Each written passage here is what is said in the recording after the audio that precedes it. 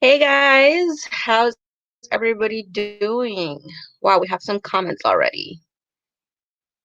Hey Ann, hey Nardine Show, Sassy Assy. So Suzanne, um, no, it does not work that with lives. With the lives, the way the hours work is it depends on how many people are watching. So if you have four people watching your 1 hour live, then you get 4 hours from one live. But it has to be four people. Can you guys hear me okay? I'm in a little bit of a different setup because my son is going through his remote learning right now. So we kind of have to work with what we got.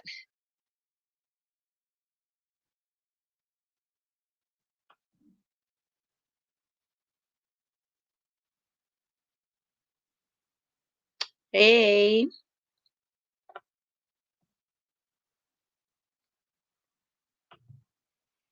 Hi, Sierra. Okay.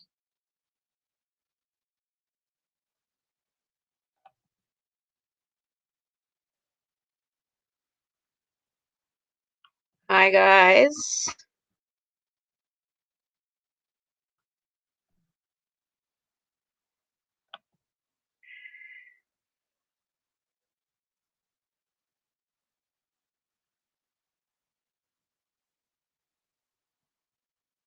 Hey, Suzanne. So, guys, let's talk about beating the algorithm. And let me know if this seems choppy. I know someone said that because I can try switching, going from my phone instead of the computer.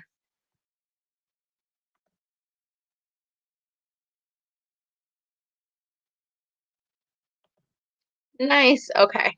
That's good. That's good.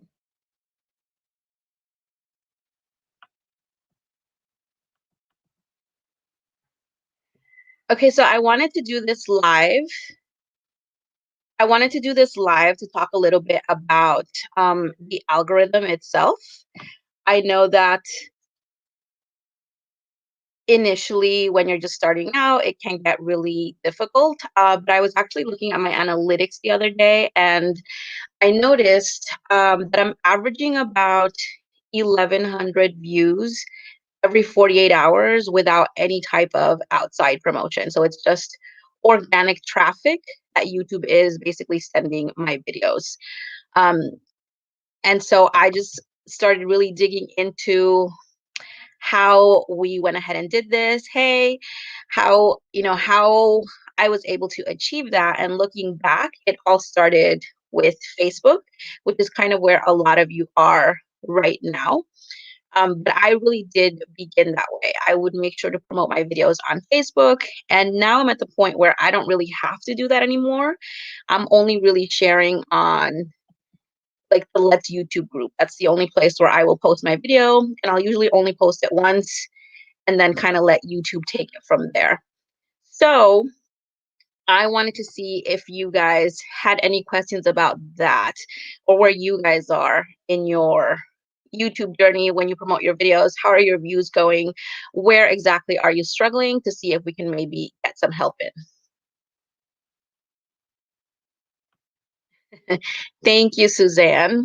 We try to be the best. And I have noticed that Facebook has actually started recommending it more. I actually got a note on my phone today. And it said, let me see if I can pull it up. Let me see. So we had like 2,400 engagements this past week alone on the Let's YouTube group. So that is kind of awesome.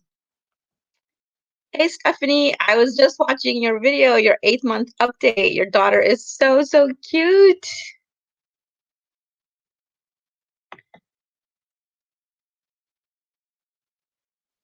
Yeah, so I know that she has like a video premiering right now. I think she's doing a channel review.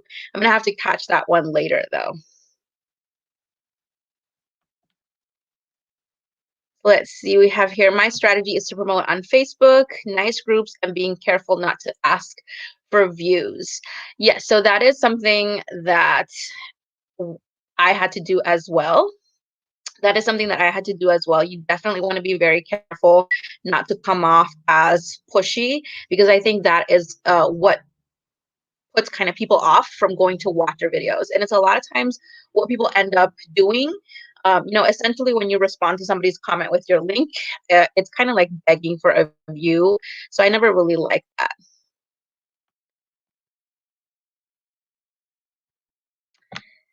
Thank you, Susan. You are so, so kind yourself. I've really been enjoying your channel as well. You have such an amazing, fun personality. Like I can't get over it. Like, you're short. It was really, really funny. I was just laughing out loud every time that I watched it. So you're definitely on the right track. And I saw your post on the Facebook group about to be commenting on other people's channels. And that's actually one of the strategies that I went over on my growth challenge. And yes, it is a great way to bring subscribers over to your channel. It's called borrowing people's audiences, basically. And it works because it gets your channel exposure in the right way, and it doesn't make you come off as spammy when you leave a genuine comment. So that's why it's very important, even like in our Facebook group, the thread, that the comments are genuine. Because as you now know, other people now see your comments. It intrigues them. They visit your channel, and that's how you start then getting organic views.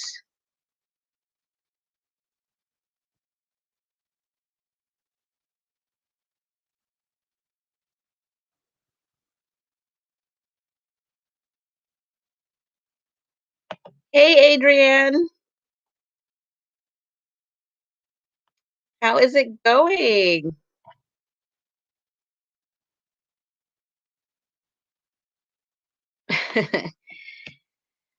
Yeah, and so did you guys hear about this YouTuber? He's got like millions and millions of subscribers, and he put out a video and it said the YouTube algorithm is broken. There's like a YouTube glitch out there. I know Annie recently made a video about it as well. Did you guys happen to catch that video? No, do you guys know what I'm talking about?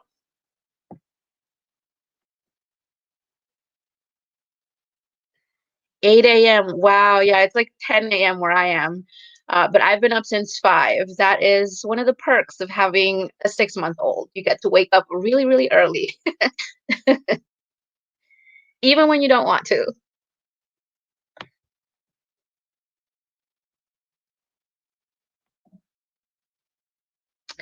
Yeah, so what this channel is basically saying, they're saying that there's a glitch in the YouTube algorithm that can potentially get you thousands and thousands of subscribers and thousands of views. And of course, people are believing this channel because this channel has well over 1 million subscribers or so. They have crazy engagement on their channel as well. But their advice is that if you want to do this, get subscribers, get views, get high engagement, what you basically need to do is go to other people's community tabs and spam the comment sections with trending keywords. So absolutely nothing to do with the video itself. So just start adding, for example, like PewDiePie, Minecraft videos, or any keyword that potentially can bring a lot of traffic, because what that's going to do is it's going to get people, it's going to drive engagement to that video because of those trending keywords. And then people are also going to be seeing your comments, and because those people commented on the community tab section, anytime you post another video, they're going to be recommended your video to watch. But the problem with that is that YouTube can flag that as spam.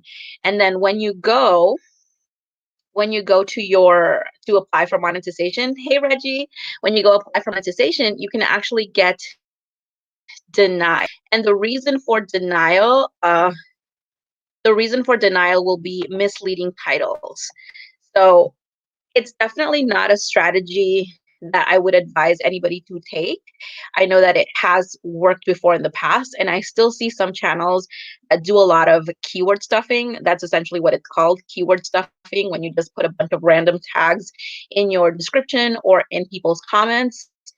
And YouTube frowns upon that, and they might not catch it right away. But if you are not monetized yet, when they go to review your channel, it's something that they look at. They look at all of your videos, they look at your comment sections, they look at whether your channel is in good standing with their terms of service. So it might work at the beginning, but it can also come back and hurt your channel ultimately and get it deleted. And then the funny thing is that this person didn't even like this person isn't even doing that to get all of their subscribers and engagement. He created a video, and if you go look at his tags and his keywords, he's not using this method, but he's telling other people, hey, come to my community tab, leave all this engagement, and I'm pretty sure you're going to get views and subscribers your way. So he's getting a ton of engagement by basically tricking people.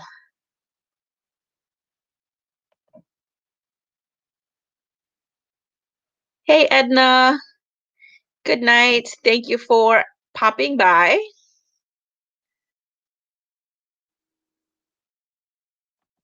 Hi, Miss Marie.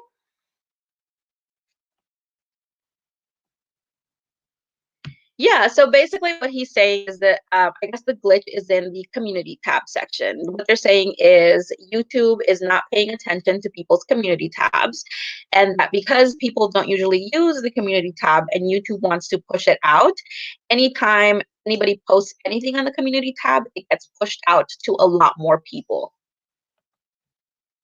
Have Adrian saying, I just think it's silly that people don't think that YouTube is smarter than that. I know. It's really ridiculous, all the different myths that pop up. And essentially beating the algorithm, it's not hard. You just need to give YouTube what it wants. And the only thing that YouTube wants is for you to keep people on their platform watching longer. So if you can create a video that's going to keep people watching your video for longer and then stay on the platform watching more videos. It doesn't even have to be your videos. As long as they stay on YouTube watching more videos, YouTube is going to begin recommending out your videos and pushing out your content, because to the algorithm that signals, hey, this creator is able to achieve what we essentially want. And that is the whole basically secret to beating the algorithm. And I know that it can seem complicated, like, well, how do I do that? How do I keep people watching longer? And that is indeed the $1 million question. What do you guys do to try to keep people on your videos?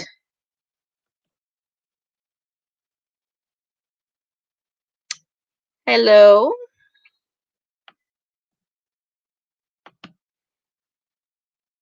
Yes, the Spiffing Brit. That is the name of the channel. And he has millions and millions of subscribers. So he's reaching a lot of people with this like fake information. And I saw that. He also made a comment saying that if you create polls, but not just polls, but like polls that have no point to them or that are just nothing to do with YouTube or your content, that you'll get tons of engagement on said poll. So an example that he gave is like, hey, do you prefer coffee or tea? And then you have the two options, tea or coffee. And that'll drive tons of engagement on your video. And then everybody that leaves a comment or votes on your poll, whenever you post another video, they'll then see your video and want to watch that. But he was asking people to also then spam the comment sections of those polls with trending keywords. And the only thing that can do is get your channel flagged as a spammer, as someone that does keyword stuffing. So that's definitely not something that I would recommend.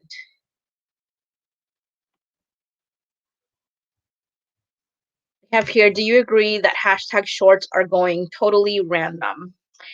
I don't think that they're totally random. I know that it seems that way, but in the world of computer science and algorithms, it's not random at all. That's not the way it works. And I can tell you that because I actually do have a background in computer science. I used to do work. I used to do coding. I used to create like software for a company before. And that's not the way algorithms work. Algorithms are definitely planned out, and you can code algorithms so that they learn depending on the behavior. And that's the type of algorithm that YouTube has. It's an algorithm that evolves or adapts the way, depending on how you interact with it. So it's not totally random. I do think that there are certain parameters that you need to hit, and that's a lot of the things that we have been looking at.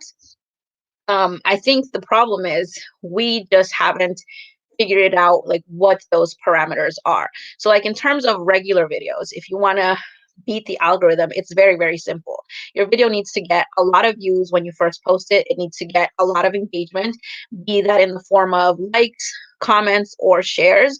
And it also needs to keep people watching longer.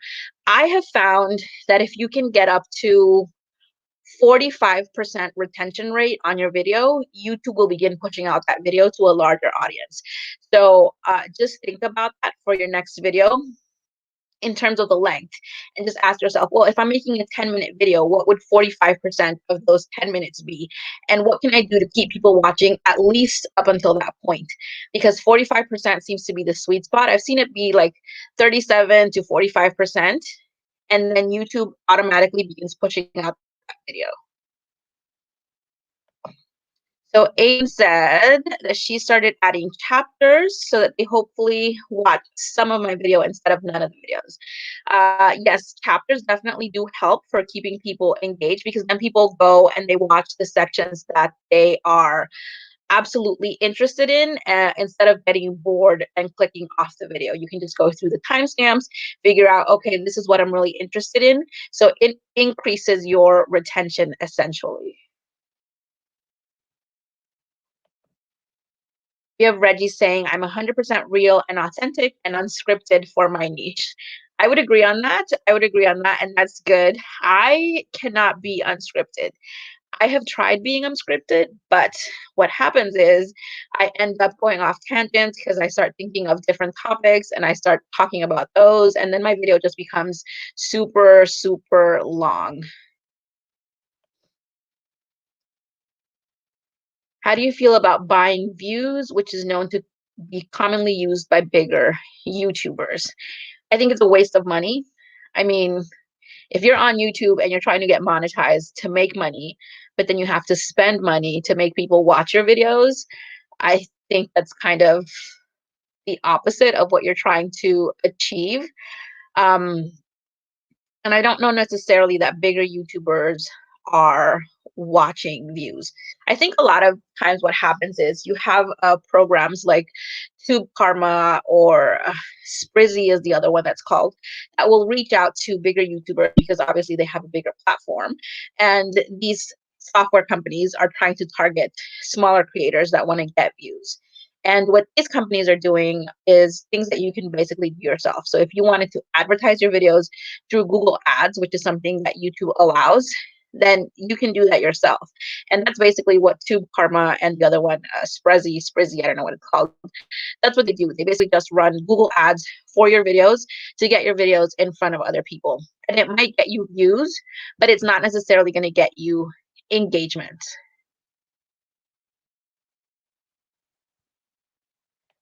The thing with PewDiePie though is when he started, YouTube was a much different. It was much different than what it is now, and it has definitely been evolving because of all of that. So YouTube learns it, how people operate as well, and that's why they modify their algorithm.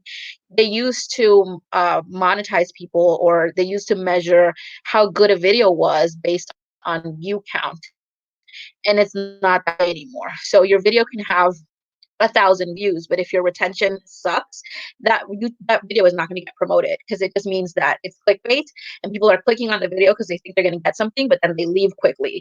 So PewDiePie may have started that way and it might have worked back then, but I don't see it as something working now. Let's see here. Let's go through the comments because we're getting a lot. Let's see.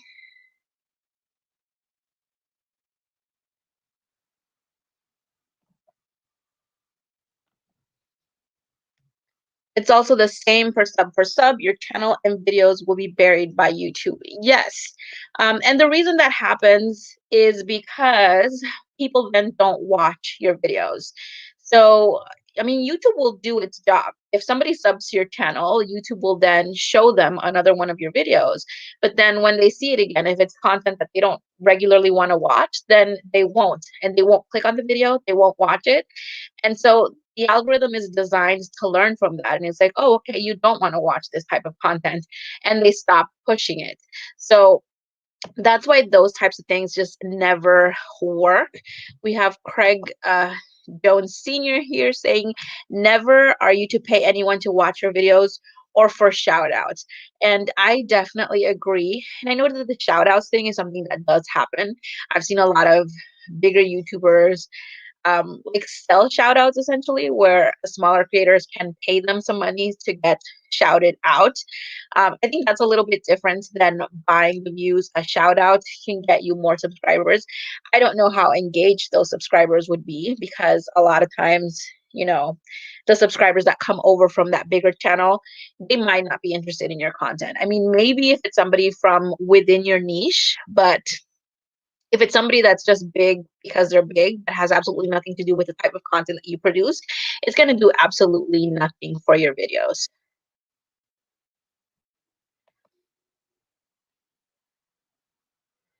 So we have Suzanne here. What do you recommend to get more watch hours? So lives are something that definitely help for watch hours, and you don't have to have 1,000 subscribers um, to go live. So you can go live from your desktop anytime.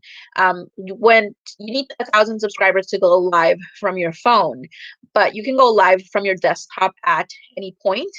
And these help you get more watch hours, because people tend to just gravitate to lives because they can interact and chat with other people, like in the chat section, the way that you guys are doing here right now.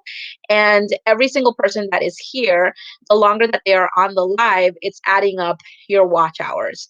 And then the other thing is make slightly longer videos.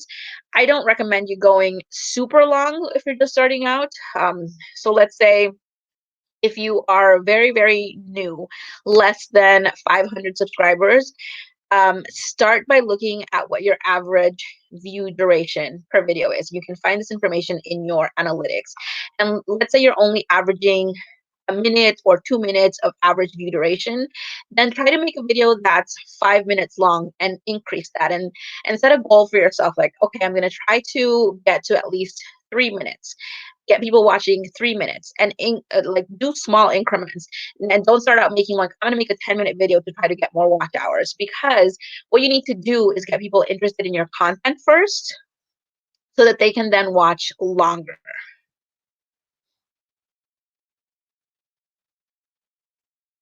We have Inspirational by Marie, and she knows. She started doing live streams a while back. She says, yes, live streams for sure.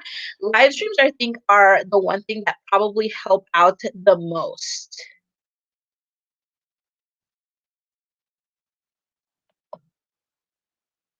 We have Adrian saying, my other channel, farm content, had a question featured on iJustine, and I got literally nothing from that.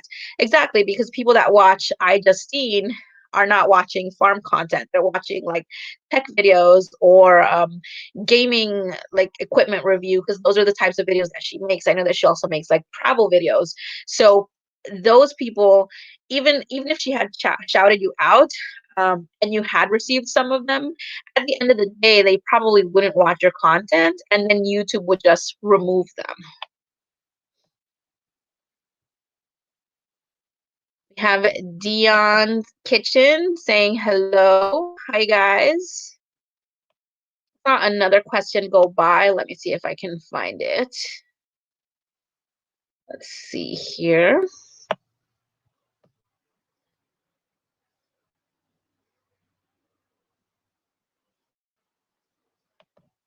Oh, so it was about the video length as well. So it says, what would be a good time for a video length? A few times, like 3 minutes or 20 minutes.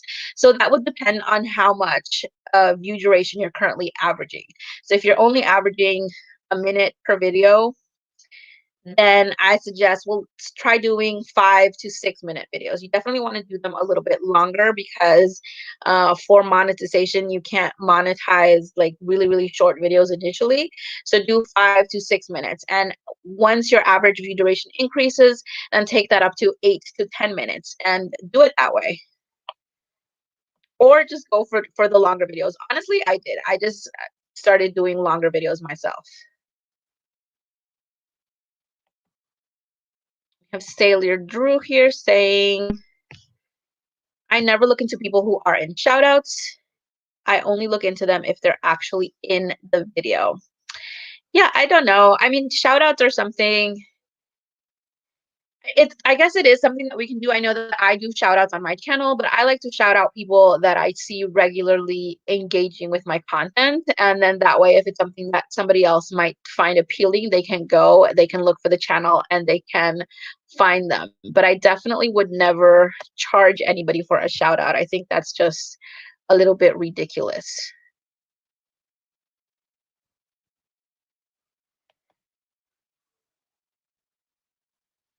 Should hashtag shorts be in the title or description? So they need to be in both. I mean, technically, they don't have to be. YouTube has said that they can recognize a short without having to use the hashtag anymore. But the way I see it is if you put the hashtag in the title and the description, you're basically holding up a light up arrow telling YouTube, hey, this is a short, take a look at it. So it recognizes it quicker. So it's like essentially saying, oh, okay, this is a YouTube Shorts. Let's see what it's about. Remember, the algorithm cannot see images. It can only read the data. So if it's like in the metadata, then it'll be able to read that information.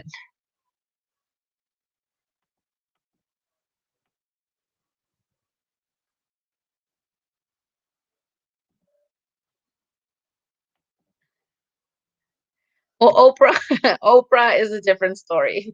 So if Oprah says your book is awesome, you're getting rich no matter what.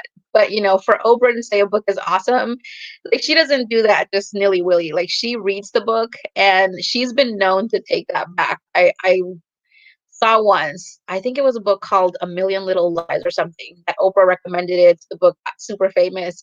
And then Oprah found out that the story was actually not based on real events. And so she took back her recommendation and it became a whole thing. We have May wondering,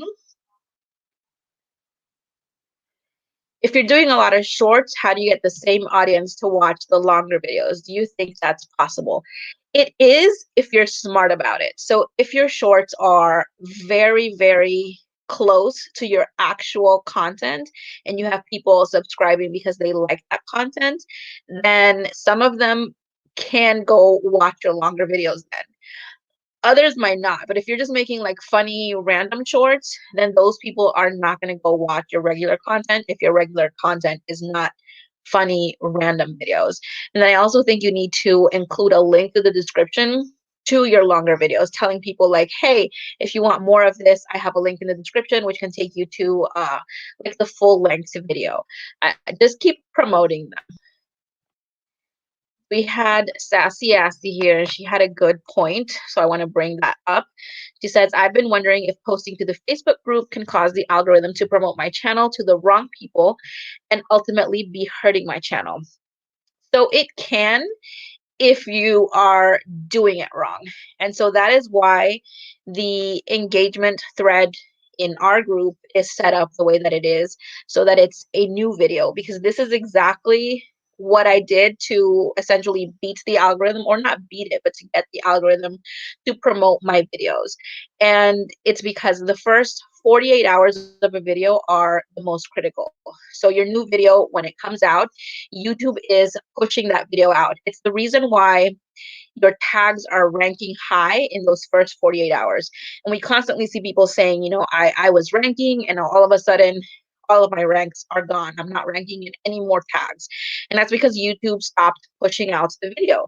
But initially, YouTube wants to push out your video because YouTube wants people to watch.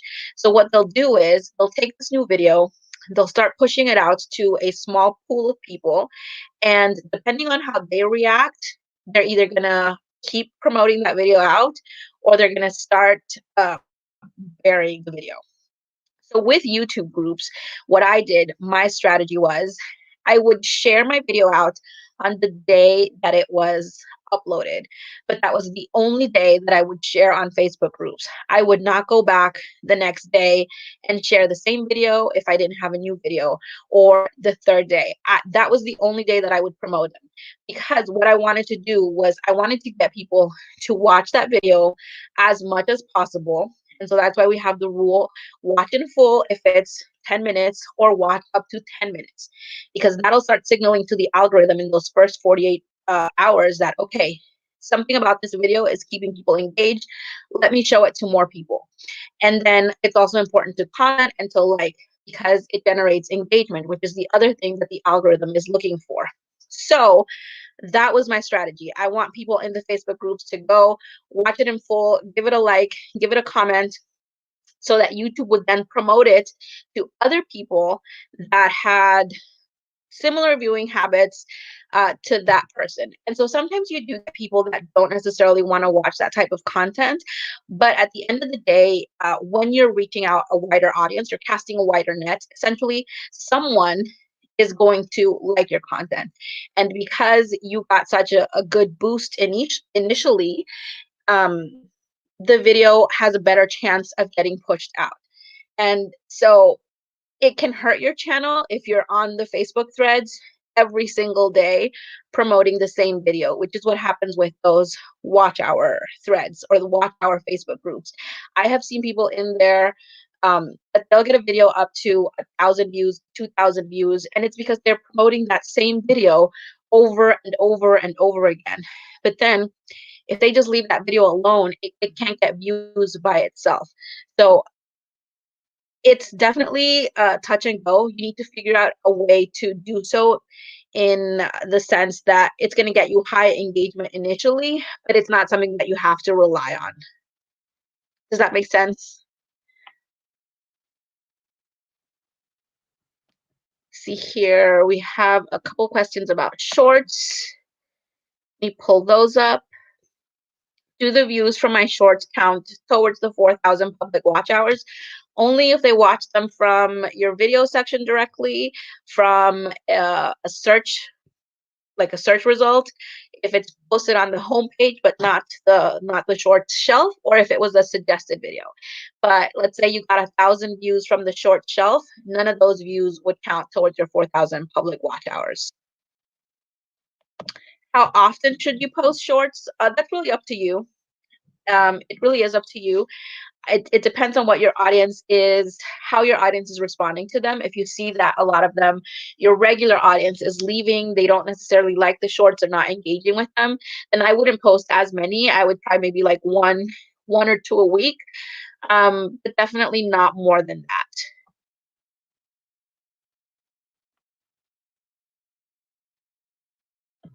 Let's see here. We have Stephanie saying, can you go over long tail keywords and how they can help you in search? Yes. So the way long tail keywords work, let's say, so for this video, if I just put the keyword beat the algorithm, that might be too competitive. So what you need to do is you want to start adding to that keyword. So you write how to beat the algorithm in 2021. That makes it a long tail keyword. And the way it helps you in search is because you still have the main keyword, which is beat the algorithm, in the sentence. But now your pool has gotten smaller. So depending on how much engagement you can get initially in that video, you can actually outrank channels that have more subscribers than you and that have a higher view count than you if you've optimized the video well. But your long tail keyword can also not get so obscure that nobody is searching for it. So something that has helped me out a lot is if I find a keyword that I really want to target and it's too competitive, the way I turn it into a long tail keyword is I'll ask myself, okay, what is the context of this video? So let's say if I was an art channel and I wanted to do, you know, how to create shadows, for example. How to create shadows, that's my keyword, but that's too competitive. Okay, what is the context? Well, is it creating shadows with coloring pencils? Is it creating shadows just with pencils? Is it creating shadows with acrylics? So try to find a way, like, what is the actual context of the video, or specifically what I'm going to be talking about, because you can't be talking about creating shadows for everything. Is it creating shadows for inanimate objects, creating shadows when you are drawing people? So think, what is the context? Because then you can add that to your main keyword. So if it was creating shadows when drawing people, how to create shadows when drawing people. And then the other thing you can ask yourself is, for whom? So who would need this video out the most? So if it's someone that doesn't know how to create shadows, they're typically going to be a beginner. So then your long tail keyword can be how to create shadows when drawing people for beginners. And then that way you have your main keyword, which is how to create shadows, but you've narrowed it down so that anybody looking for how to create shadows for beginners, your video has a chance of pulling up. Let's see here. We have Adrian saying, my current frustration takes me so long to edit my darn videos. Same, same girl. It can take so long, especially if you want to make them engaging to keep people watching, because just sitting there talking just doesn't seem to do it anymore. Let's see.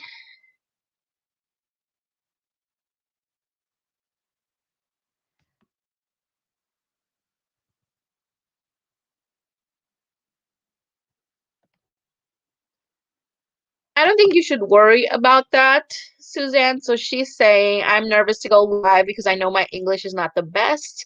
Then they'll see all my big faults I normally cut off. Don't worry about that. I've seen people with strong, heavy accents, they go live, they make videos. People can still understand you. I understood every single word in your shorts. And the good thing about you is you have an amazing, awesome, fun personality. So you're fun to watch. So you have that going in your favor as well. So don't worry about English not being the best. If Have you ever watched, I don't know if you know of Nikki Tutorials, because I know you said that you don't watch a lot of beauty videos, but she is one of the biggest beauty YouTubers out there. If you watch her videos now, her English is perfect. But if you go to her first videos, she has a very strong, heavy Dutch accent. And she still made videos, and now she's one of the biggest out there. So it's something that the more you speak, it's going to improve. So definitely don't worry about that.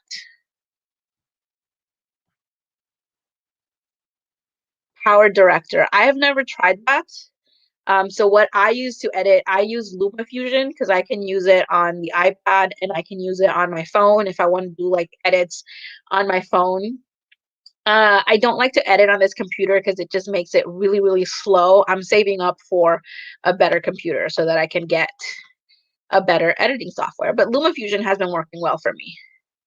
We have Lynn's Wonderful World of Makeup here. Thank you for these videos. You have really helped me out a lot. I'm glad. I'm glad. Damon, LumaFusion rocks. It's the best. I know. I really, really like LumaFusion. It is an investment, so it's not something that is free, but I honestly did not mind the investment for everything that the software can do. And the fact that I can do it on my phone.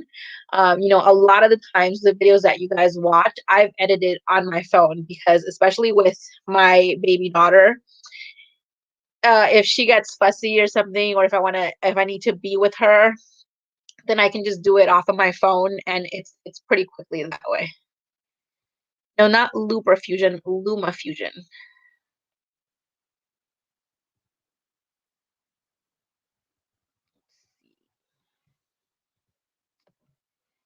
So something else that I wanted to talk about was the ebook. In a past video of mine, I had talked about coming out with an ebook, and I finally have like a launch date. I've got it all printed out, ready to go, and it will be officially launching on February 15th. So on February 15th, every single person that had participated in my 30-day challenge is going to get the email link with the ebook access. They are not going to have to pay for it. It's going to be free for them because they were in the challenge originally. And then you'll have the option to then sign up for the affiliate program if you want to promote the ebook. And you will get a percentage of every single sale that you make through your affiliate link. Anybody that was not in my challenge, they'll need to get the ebook first, because I don't want you to recommend it unless you read it, try it, and think that it is worth recommending. So I wanted to give you guys an update on that. It will be coming out on the 15th. I still have all of your emails registered from when you were on the challenge. So just know that if you participated, you are going to be receiving that email. And I put a couple more strategies in the ebook for you guys as well. So some of them that didn't make the challenge are on the ebook. So there's a lot of additional new information in there with a lot more examples. If you guys remember, my emails used to be very, very long. I know that Reggie mentioned that in her video. If you guys haven't watched her video for a review of kind of what that 30-day challenge looked like, she has a video on her channel. And my emails were long, guys. And I can recognize that. I can admit that. It's one of the reasons why I have to script my videos, because I will talk in the same way that I wrote those emails. And a lot of times I had to cut myself off, like, okay, this is enough for today. But in the ebook, I could elaborate more and give you more examples. So even those of you that participated in the challenge, you're going to find a lot of new goodies sprinkled in there that you can go and try on your channel. And even more so on this beat the algorithm topic, specifically the strategy that I use to be able to boost my videos. Because for those of you that have come in later on in the live, I was letting people know that I am at the point right now where every 48 hours I'm getting over 1,100 views, and it's just organic traffic from YouTube.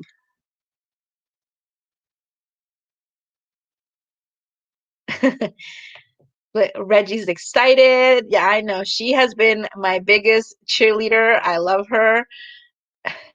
We have Martin here saying hi. And we have a question here. Let's see. How is YouTube going to separate the views from shorts from organic views, not monetized yet? So that's something that they are already doing. If you watch the Creators Inside channel, they did mention there that they already separated. So I guess that initially, when you look at your watch hours and views, you can kind of see it there, but then they go in and they fix it. So the algorithm has a way of separating everything that comes from shorts. And I think that that was part of the reason that they created that traffic source called shorts, so that they know exactly how many views came from shorts. So those are the shelf. So those views, they can just in the algorithm, they can just go in and create like a rule, basically saying, hey, anything coming from this traffic source, disregard, that is not monetized. So that's one way that they can go about it. We have more comments here.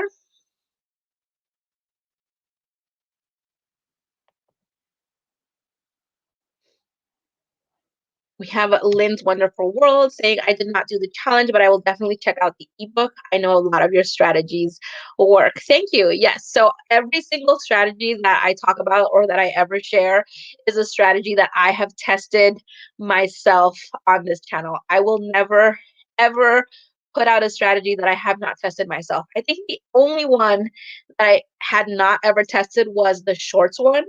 And if those of you that were in the challenge will remember that when I told you guys about shorts, it was in one of those emails. And I said, guys, this is something that I have not tested personally, but I can just feel that it's going to take off.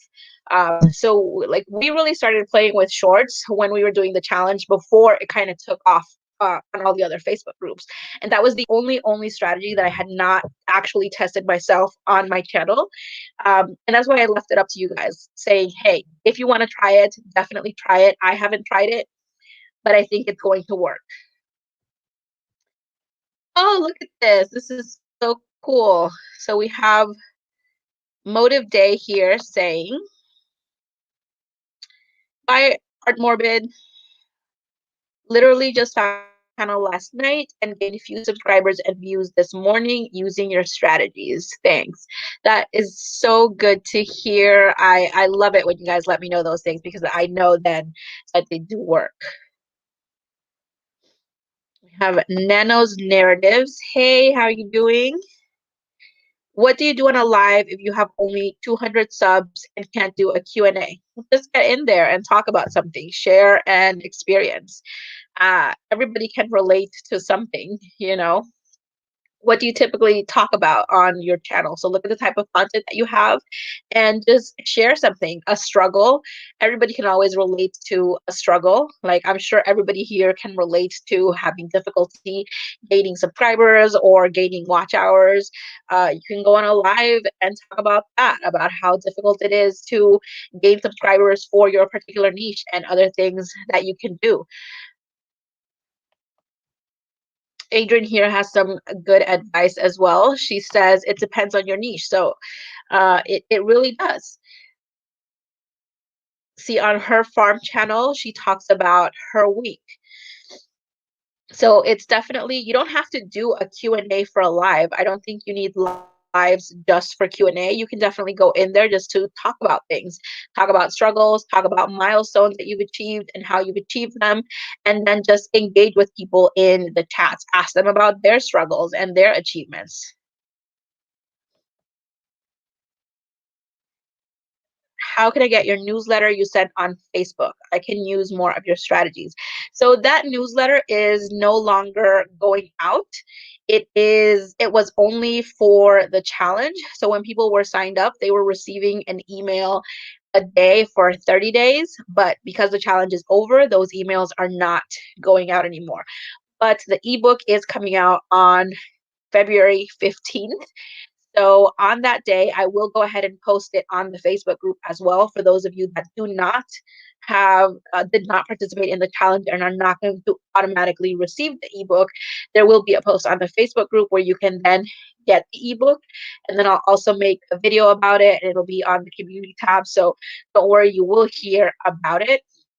And everything that was in that newsletter or on the daily emails is going to be on that ebook as well. But funny you should mention that, because YouTube, I don't know if you guys noticed, but they opened up memberships to channels that now have 1,000 subscribers. So I know that Inspirational by Marie opened up her membership section, so definitely check out her channel if you haven't. She has some pretty good perks in there. And I think that I'm going to open up my membership section. And one of the perks that I'm going to do is restart like a weekly newsletter where I give you the latest tips. So before they actually make it to the video, you can receive it in your email, because a lot of times I'm testing things on my channel.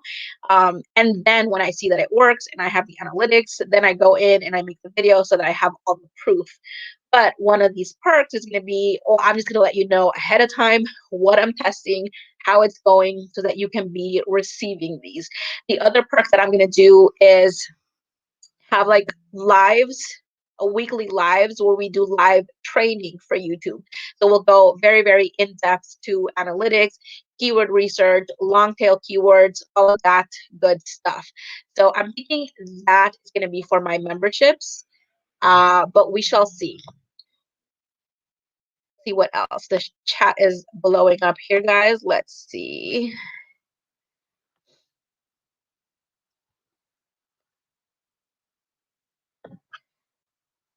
We have Martin saying, at what amount of views should I start doing live?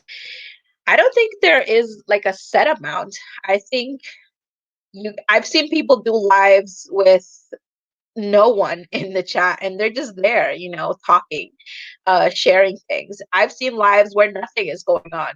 I mean, those are a different kind of live. They're called like growth lives, growth streams, which I've talked about in my challenges where as well. But they basically just put something in the background and the live is going on. So even if you have 10, 20 subscribers, you can go live. Just let them know, hey, I would say let them know ahead of time, like in a video, say, hey, next week I'm going to do a live. I want you guys to come in. We can just kind of talk and have like a hangout session. It doesn't even necessarily need to be on any type of specific topic.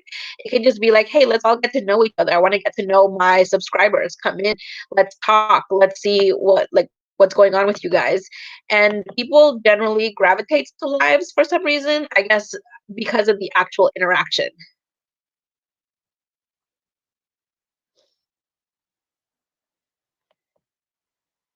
So we have Nia Whispers. I converted the video to a vertical format for my shorts, but when I upload it, there's a black space above and below it. Could it be my editing software? I think it's probably because your video is horizontal. What software did you use to convert it? And is it still like horizontal looking inside of the 9:16, or did you stretch it out to fill the 9:16? I guess let us know that in the comment section.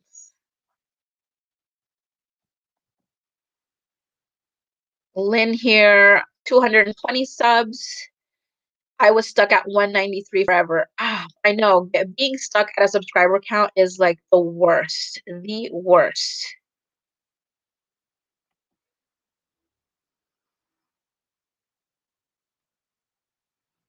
Exactly. Yeah. This is the thing about lives, and this is why I think lives can help you gain not only watch hours or subscribers, but because of the fact that it is live and you're not edited and cutting things out, people get to know you more and they relate to you on a different level, and it helps you get seen.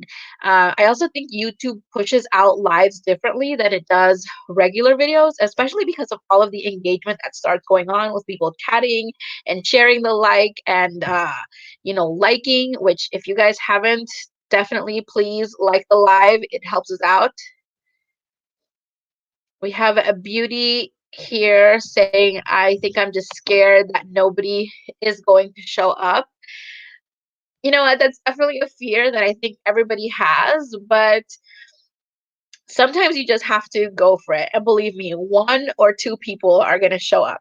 And if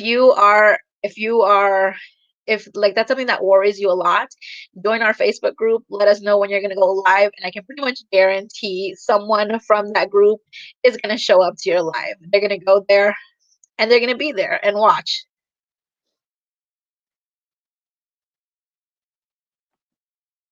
Let's see, I've been nervous about going live. Yes, lives can definitely be nerve-wracking because you can't edit things out, but just go for it, guys. Don't be afraid of going live. you know um Sometimes you don't necessarily have the best live, but people will still watch because everybody can relate. Everybody has technical difficulties, everybody stumbles on their first live, everybody has some sort of mess up. Just with everything in YouTube, as you move along, you're going to get better at it. See, we have Martin here. I'll watch if any of you guys need support. So definitely, like I said, if you're in our Facebook group and you are planning to go live, like don't drop the link on the main feed, but just let people know, hey, you know what? I'm thinking of doing a live on this day. Can anybody please come? I would really appreciate it. And trust me, someone is going to show up. Someone is going to show up. I always try to go to people's lives when they post them there because I enjoy lives as well. We have Listy here. I think the first live will always be terrifying. Yes, that first live is always like the most nerve-wracking. I would recommend StreamYard. StreamYard is really, really easy to use.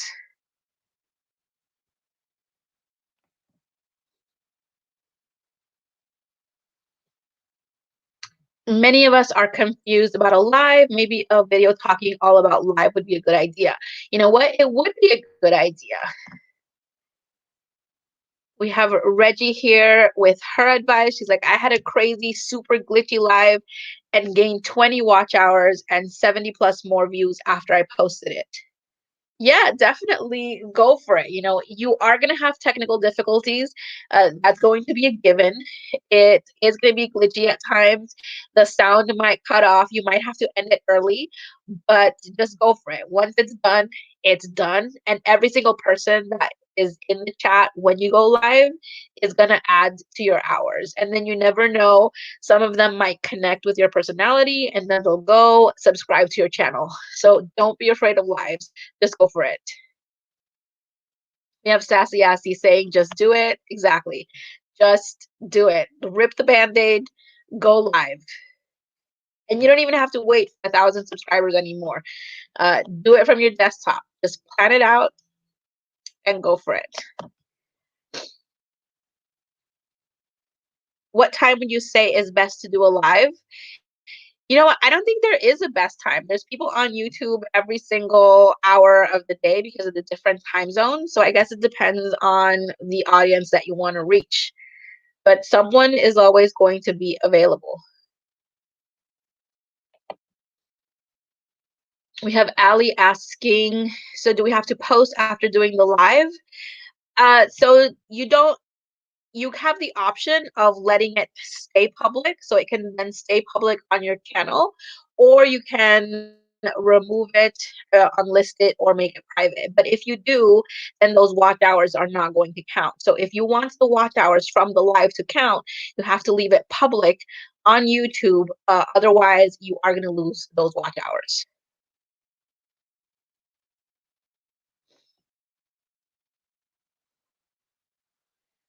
See how many subs you gained in 1 month when you are new to YouTube. I think when I was new to YouTube, I gained maybe 2 subscribers in a month. It's very hard. Look, everybody has the same struggle when you're just starting out. It is very, very hard to get subscribers. And the reason is that YouTube just doesn't know yet if your content is good. So they're not necessarily pushing it out. So that's why to beat the algorithm, you have to give YouTube what it wants. And what does YouTube want? They want people to stay on your videos. So remember, figure out a way to keep them for 45% of the video, and then make sure to get them to like, to get them to comment. You have to engage people so that they comment, so that they like uh, the video, because that is going to help you out a lot. And you have to use promotion strategically. So definitely work the Facebook groups. Facebook groups is something that I strongly believe in, but a lot of times people are doing it wrong. They are absolutely doing a wrong technique in getting their videos promoted through Facebook, and then that's why it's not working. So you do have to be very, very strategic with it. We have another question here. We have Nano's narrative saying, can you get copyrights or strikes if there is music in the background? Yes, you can absolutely still get copyright or strikes on a live if there is music in the background. That can happen on your videos as well. You can get a copyright strike if you are vlogging in the mall and the mall has background music playing. So you definitely have to be very, very mindful of any type of music that appears in any of your videos. It's part of the reason that I just really avoid the music, because it can be so complicated. Like even when you use software like Epidemic Sound, I know that people have still gotten strikes, which I know you can appeal and get them removed, especially if you prove that you have a license. But I just don't want to deal with that. If I want to use music, I will dig through the audio library that YouTube has. I find that to be a lot easier.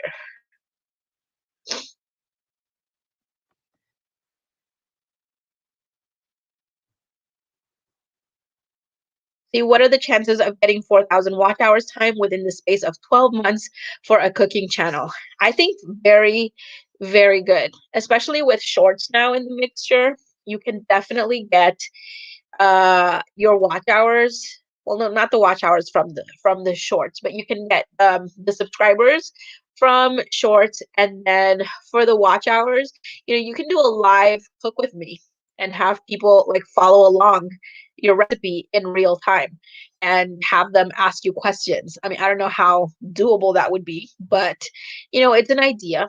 And I think it is absolutely possible. Anybody can get 4,000 watch hours in the space of 12 months. It takes one video, a lot of times, one video to do really, really well for your channel to start taking off.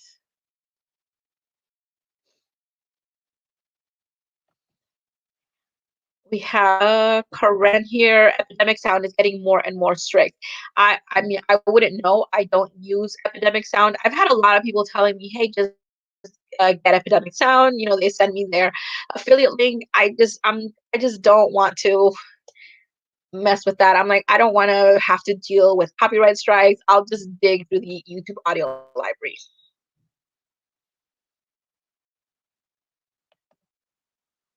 We have Sailor Drew here. Even us who are gaming channels get copyright strikes. We have to contest, and if it's from the actual game, it'll get overturned. Yeah, copyright strikes are something, it's like a whole topic in itself.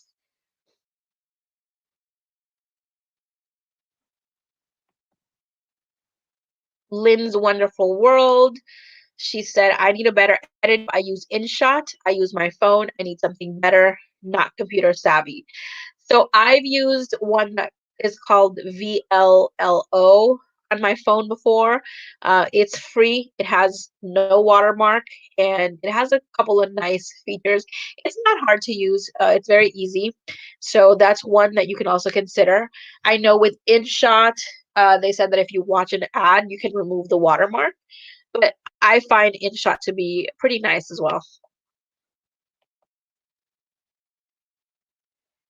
Adrian says, if you're on iPhone, try Video Leap. I've seen Video Leap. It looks pretty nice as well. Switzerland and the Philippines, I only use music from the audio libraries. Yeah, me too. That is a music that YouTube has said, hey, this is the music that it's safe to use. Yes, you do have to spend a lot of time digging through it to find something good. So that's why a lot of times I just don't have music. Or if I really, really want to add it, then I'll go and put it there.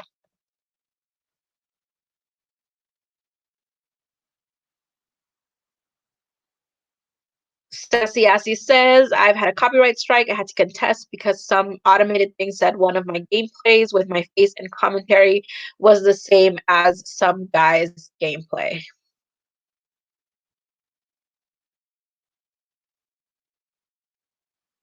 In the Kitchen with Karen coming in saying, hello, Project Girl Boss. Hey, how are you doing?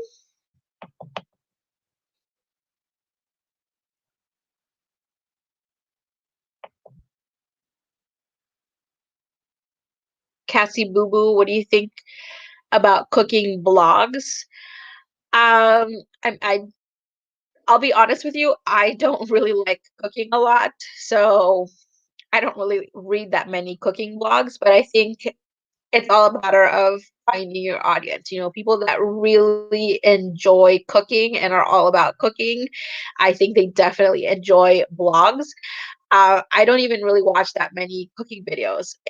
It's just because I don't really like it. If I could have someone else do it for me, I would, but I have two kids to feed, so it's kind of a necessary evil. Adrian saying, digging through the YouTube audio library for music is my least favorite thing. I know, that's why I avoid it. And then she has another question. Who is it that you look up to in your niche? So there's several people. I really like Hey Jessica. I really like Hey Jessica because her channel is a little bit different than all the other typical YouTube growth niches. She's very down to earth. She's very real, and her channel had a very like gradual, steady growth. It wasn't something where a video blew up. For example, like Catherine Manning, who's also really, really good. Her channel is amazing and doing really great. But in Catherine's case, it was a video that blew up, her "I'm finally monetized" video.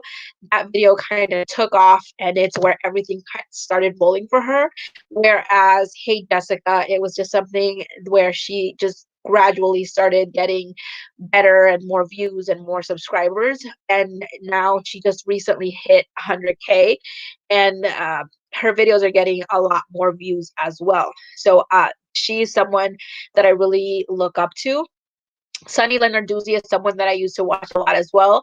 I'm really liking the newer content that she's putting out now. It's a little bit less on how to gain subscribers and watch hours and more on the things that really matter about YouTube. So I have been enjoying her channel as well.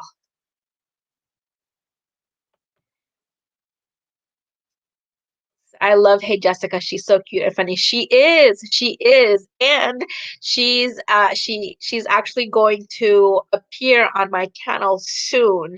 So look out for that video. And did you know that her husband has a farming channel that he's starting to grow? I don't know the name of it, but I heard from her video. I was watching her video last night, which was also about beating the algorithm, by the way. And she mentioned that her husband started a farming channel and he's trying to grow that. So it's really, really cute.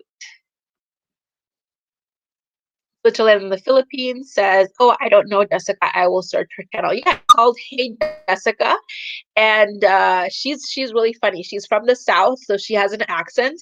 And in her videos, a lot of times she talks that she tried to fit into this box where she tried to get rid of her accents because she didn't think that it went with the perfect YouTuber persona, and that it really wasn't until she started being herself that her channel started taking off. We have Betty's Corner here saying, "Hey, hey, how are you doing?" Switzerland and the Philippines. I only watch Nessa and Annie's channel. Annie's really good as well. She is growing so fast, you guys. I think she's gonna hit 100K really, really soon.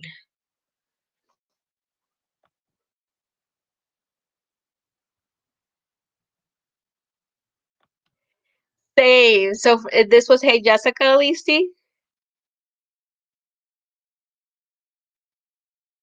It says she is hilarious, and she commented on a post that I tagged her on Instagram, hashtag fangirl. I know she is the sweetest. I think anytime that you tag her, she is like right there responding to people. So she is amazing. She is amazing. Like I was actually surprised like when I reached out to her and I said, "Hey, I would love to have you on my channel. I want to talk to you about a lot of things." And she said, "Yeah, let's go for it." So we had to reschedule it. We had our meeting set up for last week, but she had something come up. So we are getting together next Tuesday, and then that video is going to be up later in the week as well.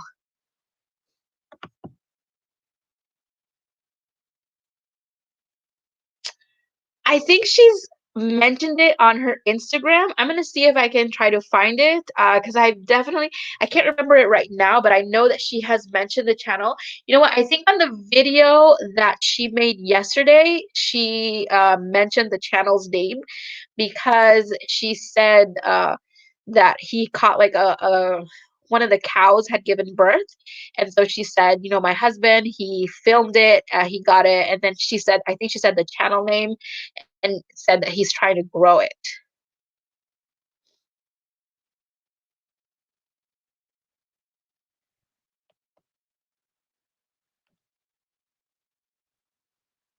Hey, howdy, hey, y'all. I know she's she's so cute. She started yesterday's video with a cheer. She's really she's someone that I really look up to because she doesn't really do the typical thing, She just does her own thing, brings her own personality, and it's not always about more subs, more views, which I find a lot of the male gurus, I guess I would call it, that's all they put out. Like, no offense to Nick Nimmin or anything, but a lot of his videos are always about get more views, get more subs, and I just find it sometimes a little bit repetitive.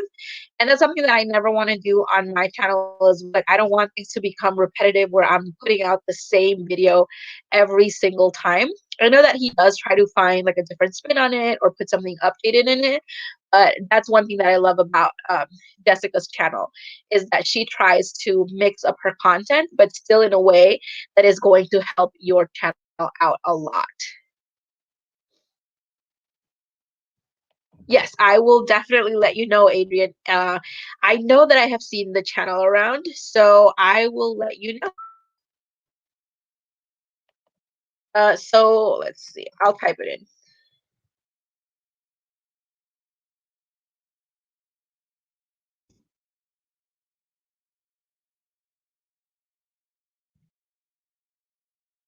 So just look up Hey Jessica. That's her channel. That's what it's called. It's Hey Jessica.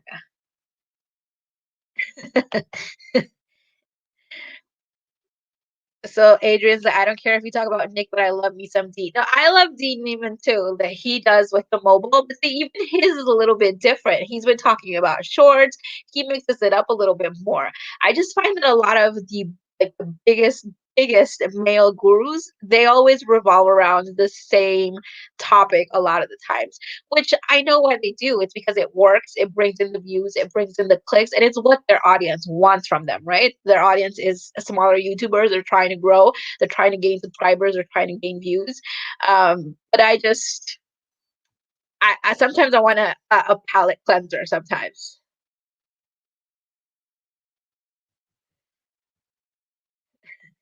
Brian G. Johnson is even worse. I watched Brian G. Johnson, so I fall for a lot of his thumbnails and tactics that he does to keep people engaged. You have to admit he is pretty good at keeping people engaged, and the way that he like kind of spreads his message and keeps you watching. Um, I don't think he's the worst though. I've seen worse out there.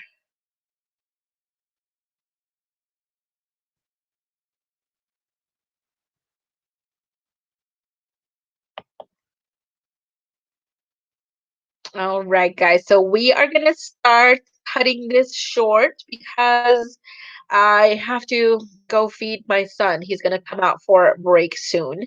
But this has been fun. This has been fun. I hope that you guys learned a little bit about beating the algorithm. Remember, all it takes is getting people engaged on your content, and live is one of the best ways that you can do that. So get people watching for at least 45% of your video.